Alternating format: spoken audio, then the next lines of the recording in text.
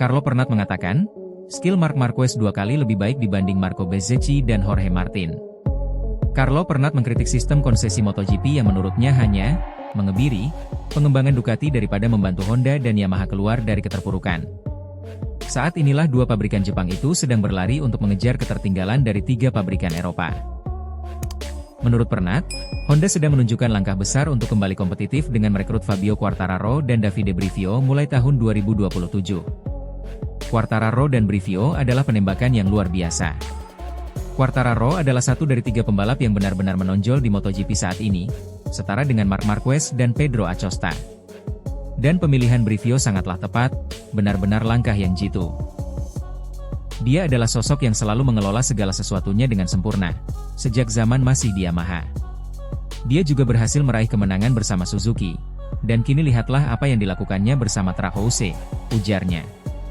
Carlo Pernat menyerang Ducati yang sempat terlalu kepedean setelah beberapa tahun terakhir mendominasi MotoGP. Terutama karena mereka memiliki Marc Marquez dan pencapaian Marquez tahun lalu. Satu hal yang perlu diperhatikan, Ducati yang benar-benar optimal adalah model 2024. Kemudian peningkatan yang dilakukan pada 2025 tidak memberikan efektivitas yang diharapkan, namun Marc mampu mengendarainya melampaui batasan-batasan tersebut, jelasnya.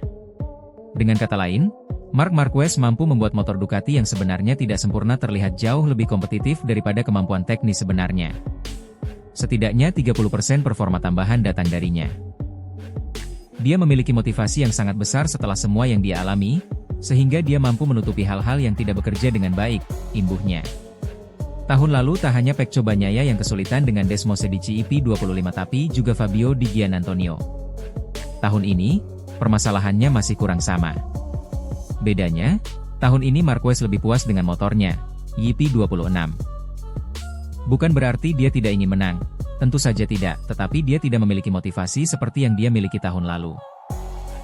Tambahan performa 30% itu tidak ada lagi, setidaknya tidak selalu ada, jelas Pernat. Tahun ini situasi Marc Marquez sangat berbeda dibandingkan tahun lalu. Juara dunia 9 kali itu mengalami cedera dan mengawali musim dalam kondisi fisik yang belum sepenuhnya optimal. Pertama, harus diingat bahwa dia sempat mengalami cedera dan memulai musim dalam kondisi fisik yang kurang fit. Dia bukan Marquez yang sama seperti tahun lalu. Jadi, wajar jika dia membalap dengan lebih hati-hati. Tahun lalu, tidak ada hal lain yang lebih penting selain menang. Dia jatuh, bangkit lagi, lalu menang, ungkap Pernat. Menurut Pernat, perebutan gelar dunia musim 2026 kembali terbuka bukan semata-mata karena Marquez kehilangan performa, tetapi karena Aprilia membuka sendiri kompetisi tersebut. Pembalap gacoan mereka Marco Bezzecchi gagal mencetak poin dalam 4 Grand Prix terakhir sebelum libur musim panas. Di saat yang sama, kondisi fisik Marquez sudah membaik dan karakter sirkuit, jelalah, cocok dengan Ducati dan dirinya. Marquez 3 kali menang dalam 4 Grand Prix tersebut. Pernat menjelaskan, persaingan perebutan gelar dunia kembali terbuka tahun ini, karena Aprilia sendiri yang membukanya kembali. Saat Marquez tertinggal 102 poin dari Bezzecchi, sulit membayangkan dia bisa bangkit mengejar ketertinggalan itu. Bezzecchi bukanlah sebuah fenomena. Mari kita memahami hal itu. Meski begitu, performanya tahun lalu luar biasa. Dia mendapatkan dukungan penuh dari tim dan seluruh struktur Aprilia karena Martin absen akibat cedera. Namun dia benar-benar tampil layaknya seekor pitbull. Dia juga menunjukkan mentalitasnya meningkat tajam. Kemajuan yang semakin terlihat jelas di awal musim ini, meskipun kemudian dia harus bersama Martin. Dan dia menghadapi Martin yang sedang dalam performa puncak. Sesuatu yang, terus terang, bahkan tidak saya duga sebelumnya. Ditambah lagi, ada faktor Marquez dalam kompetisi ini. Lalu terjadilah peristiwa di Balaton Park. Suasananya tidak lagi sama seperti dulu. Saya tidak bilang Marco dan Jorge tidak saling bicara, tapi tidak diragukan lagi ada ketegangan di antara mereka. Marco dan Jorge sedikit mengingatkan saya pada Max Biaggi dan Jean-Philippe Rugia. Ingat saat Valentino Rossi dan Jorge Lorenzo menjadi rekan setim? Kita bisa saja mencoba mengatur acara makan malam sebanyak apapun yang kita mau. Yang terpenting adalah kedua tim tetap menyelesaikan kerjasama. Namun, tanda tanya terbesar saat ini adalah Martin. Dia akan segera hengkang dan tidak memedulikan hal lain, dia hanya ingin menang. Dengan begitu, dia akan membawa pelat nomor 1 ke Yamaha, Tetap seperti yang dilakukannya saat tiba di Aprilia, jelasnya. Tahun depan Pedro Acosta akan menjadi rekan setim baru Marc Marquez di tim pabrikan Ducati Lenovo. Gigi Dalinya telah melakukan pekerjaan yang luar biasa. Maksud saya, secara umum saya tidak akan pernah menempatkan dua pembalap Spanyol dalam satu tim Italia, tetapi dalam kasus ini, keputusannya tepat. Gigi hanya ingin menang. Ducati berhasil memenangkan pasar dengan mendapatkan Pedro Acosta yang akan bersanding dengan Marquez.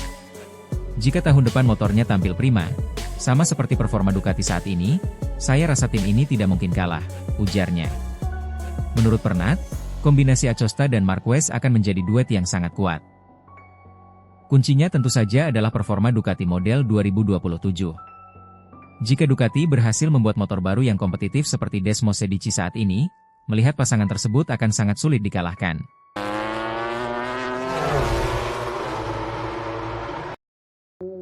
Acosta tak rasakan tekanan jelang gabung Ducati. Tak hanya bersanding dengan Marc Marquez, Ducati akan jadi pengalaman yang benar-benar baru bagi Pedro Acosta. Selama ini Acosta terafiliasi dengan KTM. Pebalap Spanyol itu jadi rider pertama sejak Jorge Lorenzo di 2017, yang langsung bergabung Ducati pabrikan tanpa bernaung dulu di tim satelitnya.